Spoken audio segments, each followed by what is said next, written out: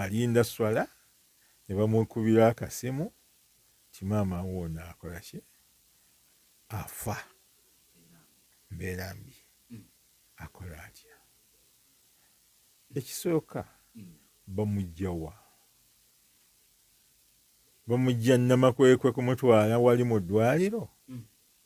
era nti kikwetaagisa ogende awo oyinza okudduka amangu kubanga esswala eba tennabakola ki naye nga eteekwa kubanga erina obudde obuwerako naye bwe neeba magaribi etwala akaseera akatono ennyo ate gwe ogende gwe musawo ogenda kumutunulira wali era kwogera nabuki n'abasawo bali boogere n'abasawo bwokole ki naye nga ekintu ky'omuzadde